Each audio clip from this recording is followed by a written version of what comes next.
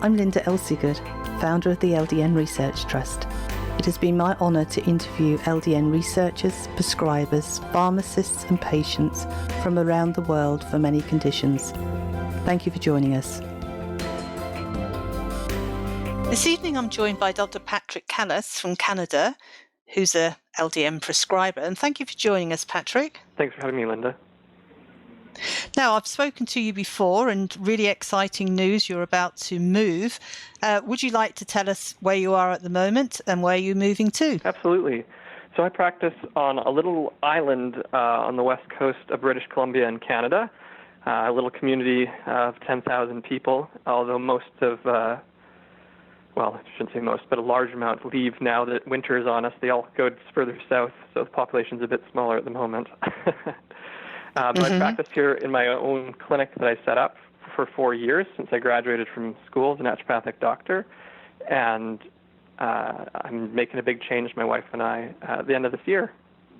So we're moving to Vancouver so we can both pursue new career opportunities. I'm going to be teaching at my college part-time and then practicing at a clinic in South Surrey, so just outside of Vancouver, a little further east.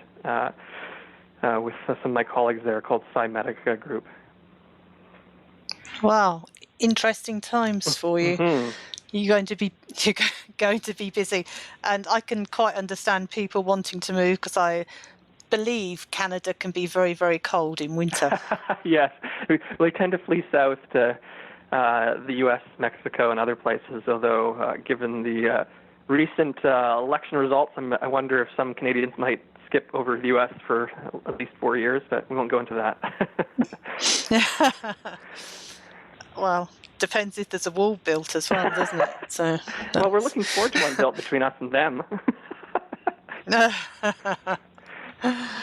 Okay, so getting back to being an LDN prescriber, I would think you've possibly been prescribing it for quite a while. How long has it been now? 4 years. I guess my mentor, Dr. Neil McKinney, who's in Victoria and deals mainly with cancer care. He's actually an international speaker on naturopathic oncology.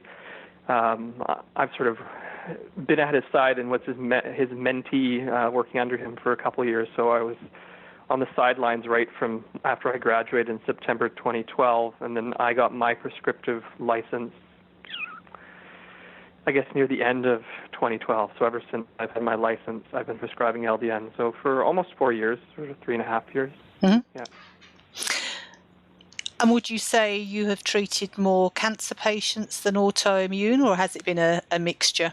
I see more cancer patients because that was my passion. It's one of the things that drew me to be a naturopathic doctor. I have had family and friends die far too soon, and thought we could do better, and so that's my focus and passion. So overall, I've seen more cancer patients because that's where my energy and training has been.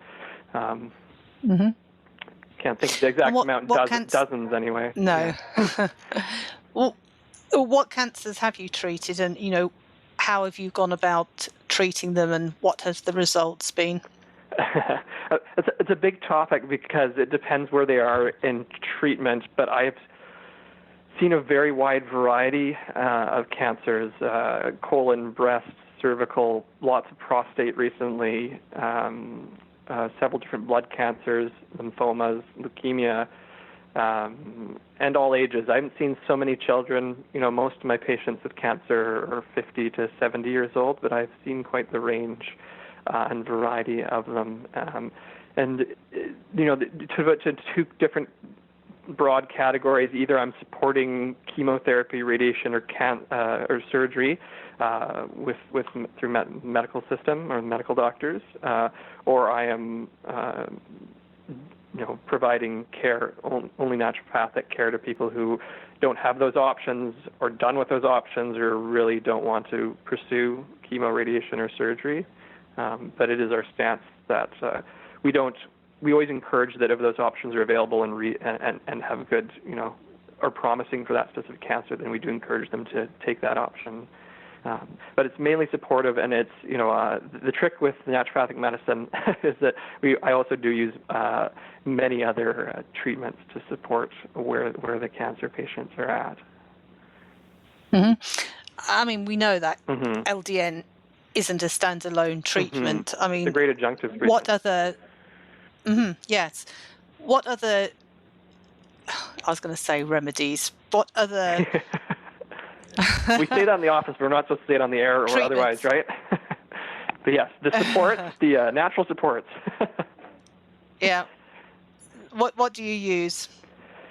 A variety of things. One thing that my colleagues have found, so all the other naturopathic oncologists and some of the medical doctors like Akbar Khan and I know some other folks you've interviewed too, have really noticed that LDN works really well, has a real good synergy with mistletoe-lectin therapy, so that has lots of evidence, a high level of evidence for use in supporting chemotherapy, almost all chemotherapy, because it really bolsters the immune system. But I will use it for most cancers. It may not be my first-line choice, depending on how many other treatments we're using for them, but I use it for probably the vast majority of my cancer patients, whether they're undergoing active medical treatment or if we're just holding the line and keeping their cancer in remission, or in the hope that it'll completely be in remission long term. And what would you say the results have been that you've seen? Overall, what I always tell my patients when I work with them with cancer, wherever they're at in the course of their cancer, whether it's a really early one or we're at stage 4 and you're my last best hope, which I see a lot of, I tell them the honest truth that, depending where they're at, the results may vary, but in general, I see the majority of my patients live longer. I like to joke that they outlive their expiry tag, and they have a better quality of life, especially when you get to some of those late stage 4s. We don't always see a great extension of life because it's, the train is already kind of plowing off the tracks at that point. But just to see an improvement of quality of life is a big win at that point and more comfort. But overall, most of my patients do better. I'll give you an example. One of my really great success stories is was an overweight kidney cancer patient. He had one kidney left that they removed the more tumorous one, and the other one had tumors and was starting to get into the ribs, had metastasized to his ribs nearby. And LDN was a part of the protocol used along with some natural supports like mistletoe therapy at first, and some high doses of vitamin C, alpha-lipoic acid, and a few others. And he's far outlived his life expectancy according to initial prognosis. And he said some time ago that he's never felt so good. He lost a bunch of weight, which was unfortunately part of the side effect of the chemo, but since then his weight has gone up and stabilized, his muscle mass has returned, and he's been feeling great and has lived way longer than was expected. And right now everything is stable and he's doing excellent, which is amazing. That's really very good. And what about autoimmune patients? I've seen a few more of those lately. One of the first autoimmune cases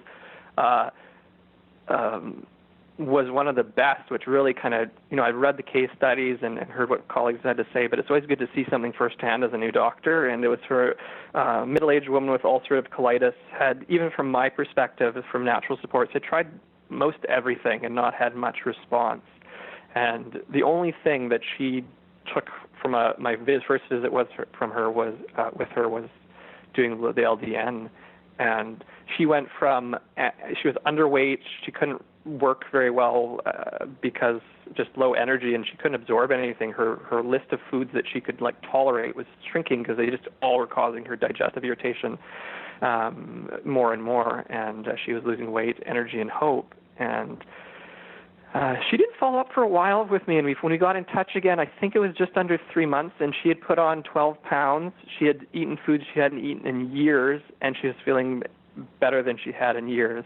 And it was just such a heartwarming, amazing shift. And that was the only thing that she'd done. I think I'd recommended some probiotics, which hadn't been a new recommendation for her, but it was clearly a massive turnaround for her. And as far as I know, over 3 years later, she's still doing really great. So it completely had reversed the disease, the process of her ulcerative colitis.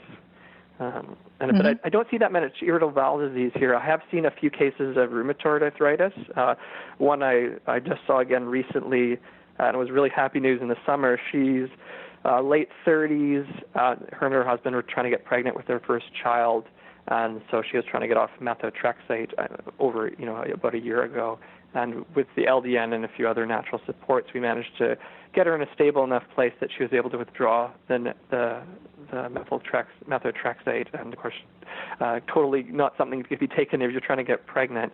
And she got pregnant. So that was the good news she brought on a sunny summer day where we sat outside my office. Oh. Yeah, it was really fun. It was more of a social call because this year I sort of erected a tent and put out some chairs, and people really enjoyed sitting outside. And so I asked her, I remember coming in and I was like, kind of looking and saying, she might have a baby bump. You don't want to ask, even as a doctor, inappropriately soon. But I asked if she wanted to go sit outside, and I was literally like running after her. It was hilarious to sit out there. And then she shared, that they were just under 3 months along. Everything was going great, and she's due at the end of this month now, and not a complication. Her rheumatoid arthritis has been incredibly stable and doing really well. So, yeah, another success. What a fantastic story. Yeah. Really good. And and clearly too, my thinking in that too, and I was really grateful that I think it was 2 years ago, the LDN conference, one was sort of based out of Vegas. Yes. I videoed in, and it was one of the doctors whose name I was going to look up, it's forgotten. He was in Ireland, and he was using it largely for infertility, and he felt very comfortable using LDN in those women. Dr. Phil Boyle. Phil Boyle? Mm-hmm. Yeah. So that gave me a lot of confidence to do the same. I sort of said, well, if we were being conservative, maybe we'd stop the first trimester, but Dr. Boyle uses it throughout, and it has it made a lot of sense that it would improve the hormone profile with the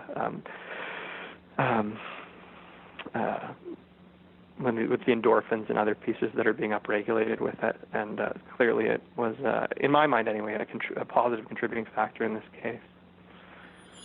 And Dr. Phil Boyle found that babies who had been,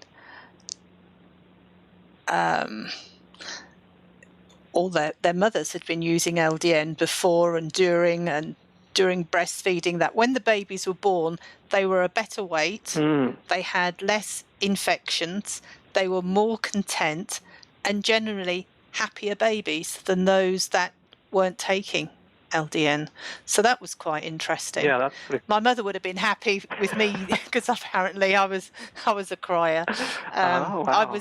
I was born 5 weeks early, and apparently I didn't utter a word or didn't murmur rather until it was my due date to be born, and then I cried solidly for like 3 months. And she used to push me down the bottom of the garden, close all the windows and doors, and just leave me because nothing would shut me up. So, as I was saying, to have a really happy, contented baby, and both my girls were actually contented babies, is wonderful. So I'm sure mothers would be really pleased to have fit, happy babies. So it's very interesting. And it's for a medication that is just so safe. It always sort of makes me chuckle when people ask if it's going to interact with any medications, because it is just so safe and doesn't interact with much of anything.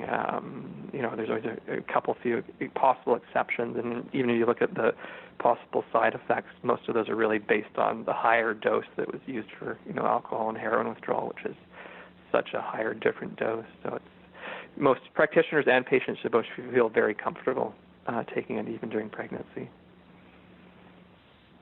But autoimmune. So what? Yeah, that was sort of the biggest case. I've seen a few other rheumatoid arthritis cases that we see some benefit. One recently, they've had trouble increasing the dose because a little bit. But the only other case sorry to interrupt you there, but that I just wanted to share was I've seen it really be a benefit for the immune system with a case of chronic Lyme disease, where just really briefly, it wasn't even my patient, but I recommended her and her doctor try it out, and she came and hugged me afterwards because pain had gone down 70% she reported, and her sleep was the best it had been in years.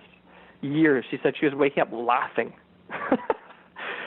which always makes me chuckle because, one of the possible side effects can be a little bit of sleep disturbance, at least when people are adjusting to LDN. But for her, it was the complete opposite. She'd had the best sleeps ever, and it was one of those really heartwarming moments. And it was just a real offhand recommendation that I had for her and her doctor. Mm-hmm. So, if a doctor came to you and was contemplating prescribing LDN but wanted some reassurance, what would you say?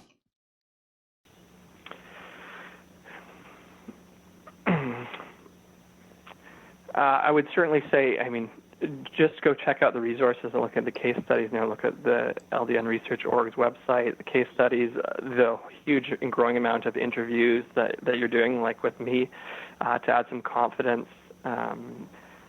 is really helpful, because I think hearing from colleagues who've used a lot of it is really reassuring. I've probably prescribed it, over 50 or 60 times, which isn't a huge amount, but if you look at my mentor, Dr. McKinney, for instance, he's prescribed LDN to thousands and thousands of patients, so he has a real sense of its safety and efficacy.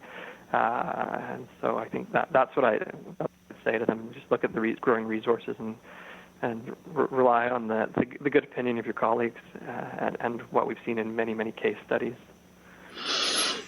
Okay. Well, thank you very, very much for taking the time to speak with us today, and good luck with your move and your new practice. Thank you very much. Thank you for taking the time to interview me and sharing the good word about a remedy that, can be very supportive and for some people be life-changing. So thank you for spreading the good word.